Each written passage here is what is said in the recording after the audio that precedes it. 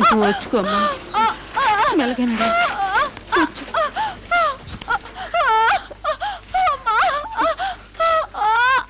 బాబు, బిడ్డ నొప్పులకి తట్టుకోలేకపోతుంది. త్వరగా డాక్టర్ గారిని పిలువు బాబు. డాక్టర్ గారు లోపల టెస్ట్ చేస్తున్నారు, పావు గంట ఆగాలి.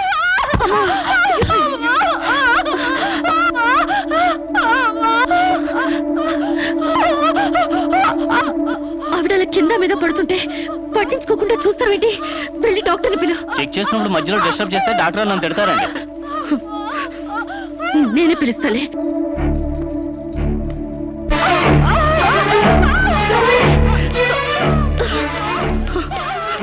అక్కడ పేషెంట్ నొప్పులతో సతమతం అయిపోతుంది. మీరు త్వరగా రావాలి.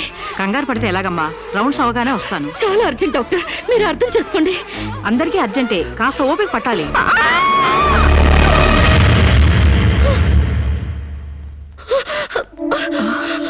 కాంచనా, ఏమైందమ్మా? అమ్మా కాంచనా, అమ్మా ఏమైందమ్మా? అమ్మా అమ్మా!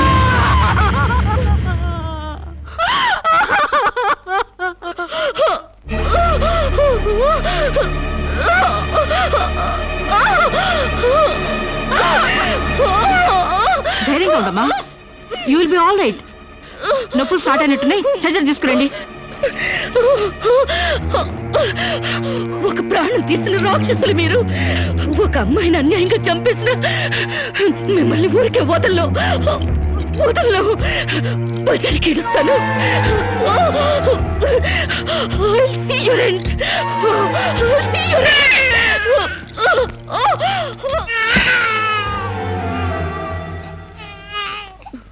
నా పాపే, నేనున్నానుగా.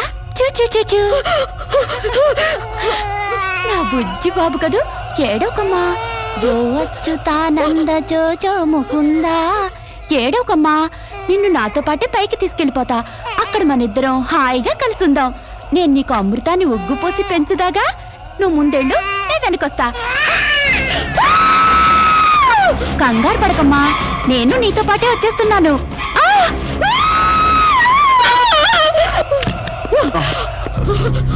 ఏమ్మా, ఏమైంది? బాబేడి? దెయ్యం వచ్చి బాబుని ఎత్తి గడిపోయింది. మాకు కనిపించకుండా నీకే కనిపించిందా? నిజంగానే తెల్ల బట్టలతో వచ్చి నా బాబేని బాబుని ఎత్తుకుని కిటికీలో వచ్చి పడేసింది. ఇందాక చచ్చిపోయింది ఆ అమ్మాయి. మరి ఆ దయ్యం ఏమైంది? ఆ అమ్మాయి దూకేసింది.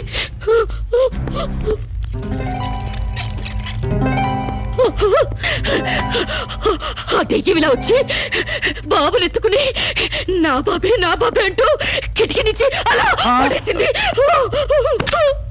పిచ్చెక్కినట్టు. నా బాబు ఏమిటి గొడవ? బాబు ఎక్కడ అని అడిగితే దయ్యం ఎత్తుకుపోయిందని పిచ్చి పిచ్చిగా వాగుతుంది మేడం. ఒక రోజు నా దగ్గరకు వచ్చి అబార్షన్ చేసి మగబిడ్డ అయినా సరే ఎలాగైనా చంపేయమంది. ఇప్పుడు బిడ్డ పుట్టాక బయటికి విసిరేసి నాటకాలు ఆడుతోంది. నాటకాలు ఆడుతుంది మీరు. బాబునది పడేసింది. నా బాబు నాకు ఇప్పుడు కావాలి, లేకపోతే మిమ్మల్ని చంపేస్తాను. అటు మొగుడు లేక ఇటు బిడ్డ లేక దీనికి మెంటలెక్కినట్టుంది. అసలే బాలింత, జాగ్రత్తగా ఉండాలి. దీన్ని వెంటనే సైకాట్రిస్ట్ దగ్గర తీసుకెళ్ళండి, లేకుంటే ప్రాణానికే ప్రమాదం.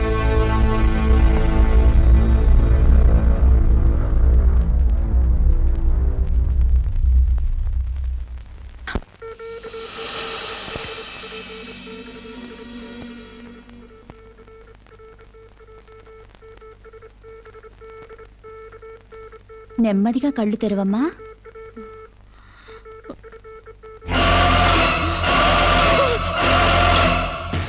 ఏంటమ్మా అలా చేస్తున్నావు? నా బిడ్డని ఏం చేసావు చెప్పు. నిజంగానే ఇవిడికి మెంటలే డాక్టర్. నాకు అదే పిచ్చి, నీకు పిచ్చి. నువ్వే హాస్పిటల్లో చచ్చిపోయి మళ్ళీ దెయ్యంలా వచ్చి నా బిడ్డను ఎక్కడో పడేసావు. చెప్పవే, నా బిడ్డని ఏం చేసావు చెప్పు. డాక్టర్ గారు నీ బిడ్డను ఎందుకు ఎత్తుకెళ్తారమ్మా? చీతే తీసుకెళ్ళింది. నా కళ్ళ ముందే చచ్చిపోయి మళ్ళీ బ్రతికొచ్చింది. అందరూ కలిసి నన్ను పిచ్చి దానిలో ఆట ఆడిస్తున్నారు, నన్ను ఏమారుస్తున్నారు. చెప్పవే చెప్పు. చెప్పవే. నో డౌట్, ఈమెకి మెంటల్ కాదు, కావాలనే బిడ్డను చంపేసి మెంటల్ దానిలాగా యాక్ట్ చేస్తోంది. ముందు ఈ మీద పోలీస్ కేసు పెట్టండి. కాదు, వదలండి. డియర్ జడ్జ్, శిరీష్ అనే ఈ ముద్దాయి తన అనుచిత ప్రవర్తనతో విదేశాల్లో ఒక స్టూడెంట్ మృతికి కారకురాలైంది. ఆ పాప భీతి వేధిస్తుండటం వల్ల ఇప్పుడు మానసిక వేదన అనుభవిస్తూ బిడ్డ పుట్టాక మెంటల్ బ్యాలెన్స్ తప్పి చివరికి ఆ బిడ్డనే తన చేతులతో పైనుంచి కింద పడేసింది. No! నా బిడ్డని నేను చంపలేదు. నాకు మెంటల్ లేదు. I'm perfectly all right. వీళ్ళందరూ నన్ను ట్రాప్ చేసి మెంటల్ దానిలో ప్రూవ్ చేస్తున్నారు. నీ వాదన చెప్పుకోవడానికి కావాల్సినంత టైం ఇస్తాను. ముందు పీపీ గారిని మాట్లాడినివ్వు. ప్రొసీడ్. ఈమెకు తన బిడ్డ మీద మమకారం లేదు కదా, ఆ బిడ్డ బ్రతుకుంటే తనకు అడ్డం వస్తుందని పైనుంచి కింద పడేసింది. ముందు అబార్షన్ పేరుతో చంపబోయింది. అది వీలు కాక బిడ్డ పుట్టగానే వదిలించుకుని దెయ్యమనే నాటకాలు ఆడుతుంది. వీటికి తగిన సాక్ష్యాలు doctor Sunitha and her staff. ఏం చెప్పాలనుకుంటున్నావో ఇప్పుడు చెప్పు. నా బిడ్డని నేను చంపలేదు. మరి ఎవరు చంపారు? కాంచెలు చంపింది. నా బిడ్డ నా కళ్ళ ముందే పైనుంచి కింద పడేసింది.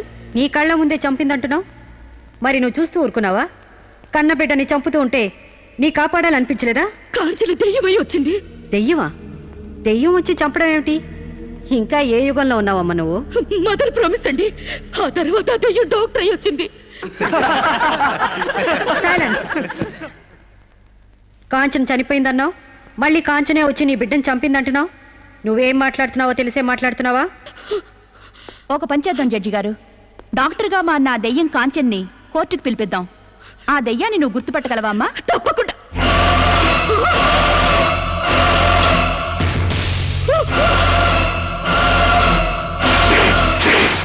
ఏంటమ్మా అలా చూస్తున్నావు? జడ్జి గారు, ఈ దైవే నా బిడ్డను చంపింది. ఇప్పుడు లాయర్ అయి వచ్చింది. నో, లాయర్గా రావటం ఏంటమ్మా? ఆ అమ్మాయి లాయరే. ఇది లాయర్ కాదు, ఇదే నా బిడ్డను చంపింది. ఏయ్! చెప్పు చెప్పు, నా బిడ్డను ఎందుకు చంపావు? చెప్పు, నా బిడ్డను ఎందుకు చంపావు?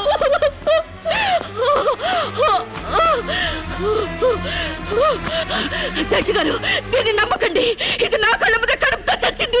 అసలు ఆవిడ పెళ్ళే కాలేదమ్మా. అయినా చనిపోయిన ఆవిడ మళ్ళీ ఎలా వస్తుంది? ఎలా నీ బిడ్డను చంపుతుంది? దెయ్యమై వచ్చి చంపిందండి. ఏమిటమ్మా నువ్వు అనేది?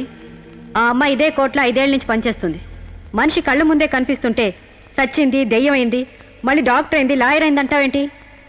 నిజంగానే నీకు మెంట్లా లేక డ్రామానా? లేదు జడ్జి గారు. అబద్ధం. బిడ్డ చావలేదు, నా వద్ద క్షేమంగా ఉంది.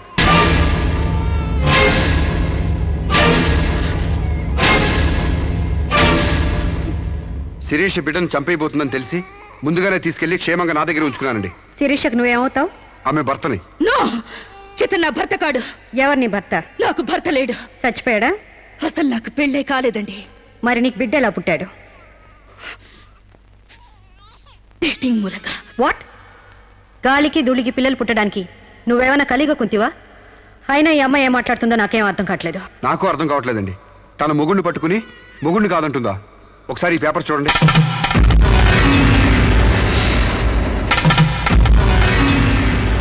తన బిడ్డకు తండ్రినని తన ప్రశ్న అప్పుడు నేను వేలిముద్ర వేసిన పత్రాలు. పిచ్చివాడి చేతిలో మట్టిగడ్డ ఎంత ప్రమాదమో పిచ్చిదాని చేతిలో పసిబిడ్డ కూడా అంతే ప్రమాదం. అందుకని ఈ బిడ్డ సంరక్షణ బాధ్యత నాకు అప్పగించండి. అలాగే నా భార్య ఆస్తులపై హక్కులు కూడా నాకు అప్పగించండి. ఇంట్లో చెత్తంతా శుభ్రంగా ఊడ్చిపడేసినట్టు మొన్న బీరువాలో నగా నట్రా బయట పడేసి బీరువాని శుభ్రం చేశానని చెప్పింది. రేపు దస్తావేజులు పడేస్తే మా గతేం కాను. అందుకని నా భార్య ఆస్తులపై నాకు పవర్ పట్ట ఇప్పించండి. తనకి పిచ్చి తగ్గేదాకా మెంటల్ హాస్పిటల్లో జాయిన్ చేయించండి. శిరీష సొంత భర్తను కూడా గుర్తుపట్టలేని స్టేజ్లో ఉంది. కాబట్టి ఆవిడకి మెంటల్ హాస్పిటల్లో ట్రీట్మెంట్ చేయించాల్సిందిగా ఆదేశిస్తున్నాను. అలాగే బిడ్డని సాంబశివరావుకు అప్పగిస్తూ అతని భార్య శిరీష ఆస్తులపై పవర్ ఆఫ్ అట్టాని మంజూరు చేయవలసిందిగా కోరుతున్నాను.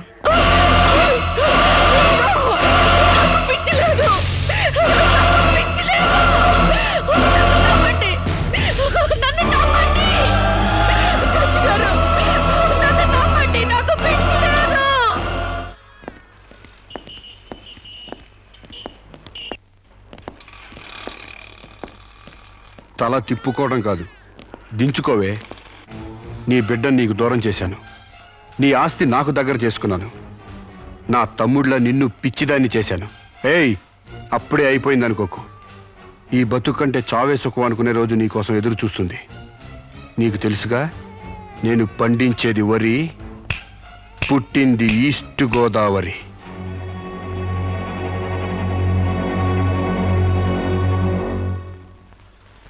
మీరు చేసిన సాయానికి రుణపడి ఉంటానండి. ఇంక ఈ డోస్ చాలనుకుంటాను సాంబశివరావు. ఇనుము వేడి మీద ఉన్నప్పుడే అది ఎలా కావాలంటే అలా మలుచుకోవచ్చు. దాన్ని కొవ్వు దిగడానికి ఇదే సరైన సమయం. వస్తానండి. ఎవడో దారిని పోయే దానికి బిడ్డను కనిచ్చావు. నీ ఫ్రెండ్ని, క్లోజ్ ఫ్రెండ్ని ఆ మాత్రం బెడ్ పంచవలేవా? Please come, please please.